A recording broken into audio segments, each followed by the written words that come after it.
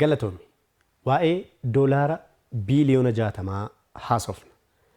Doolaara biiliyoona 60 maalinni waan jedhu isin bira dhaqqabsiisna.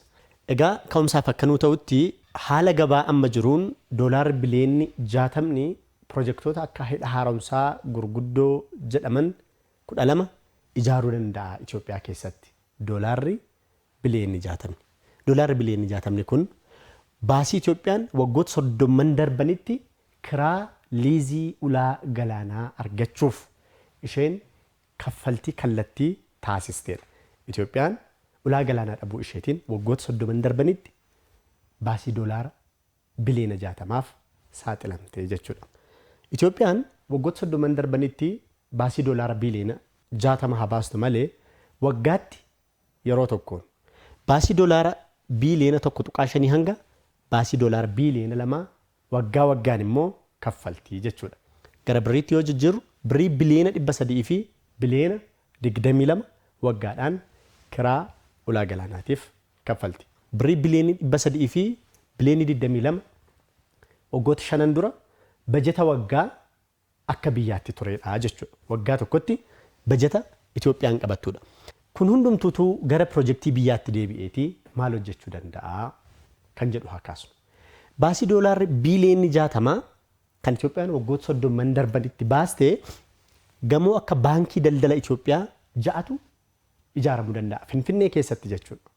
Baasii gamoo 6tu waggoota 30 darbanitti Itoophiyaadhaati. Itoophiyaan waan ulaa galaanaa dhabdeef baasuuf saaxilamtee jechuudha. Kan Itoophiyaan waggaatti kaffaltu ammoo liqaa daandii baaburaa Itoophiyaadha hanga Jibuutii liqeeffamuudhaan ijaarame Itoophiyaan waggaa 2 keessatti ofirraa kaffaltii jechuudha. Manneen barnootaa teknoolojii hunda guuttatan 1,000 ol ijaaruun ni danda'ama. Kan Itoophiyaan waggaatti karaa ulaa galaanaatiif kaffaltu. Ka waggaa 60 miti. Ka waggaa tokkooti kun. Akkaatuma kanaan immoo osoo itti fufeeti yookaan immoo Itoophiyaan Finfinnee keessatti gamoo sadarkaa isaanii eeggatan yookaan ulaa galaanaa kaffaluudhaaf kan baastu sana gara pirojektii biyya keessaatti deebi'eeti. Pirojektiin yookaan immoo gamoowwan akka baankii daldala Itoophiyaa dhedheeratanii fi sadarkaa isaa eeggatan Finfinnee keessatti guutuutti ijaaruun ni danda'ama. Hospitaalota sadarkaa isaanii eeggatan ammayyaa'oo ta'an 60tu ijaaramuu danda'a. Waggaa tokkotti Itoophiyaan kan isheen karaa ulaa galaanaaf kaffaltu paarkiiwwan industirii sadarkaa isaa eeggatan baasii birii miliyoona 200 baasii doolaara miliyoona 200 hanga miliyoona 300tti itti bahee 5 hanga 6 ijaaruun ni danda'ama.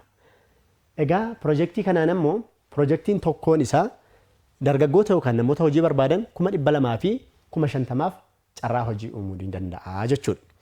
Egaa kan nuti jalqabarra kaasne Itoophiyaan waggaa tokkotti karaa ulaa galaanaaf isheen kaffaltu biyyoonni Afrikaa giddugaleessaa ta'an keessumaatii ollaa biyyoota dhihaammoo kan ta'an garuummoo argaman giddugaleessa Afrikaatti argaman bajetni isaanii waggaa hanga Itoophiyaan ulaa galaanaaf karaa isaaf kaffaltu hin ga'u jechuudha.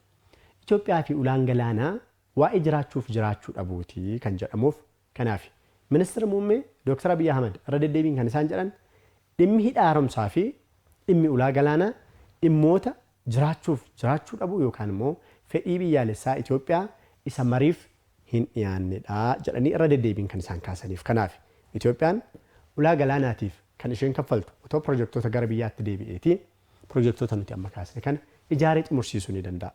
Ulaan galaanaa Itoophiyaadhaaf dhimma jiraachuu dhabuu fi fedhii biyyaalessaa isa olaanaati jedhamee karaa yaadama ministeera muummee Dr. Abiy Ahmed qopheessaniin kan hojiitti seenameefis kanumaafi.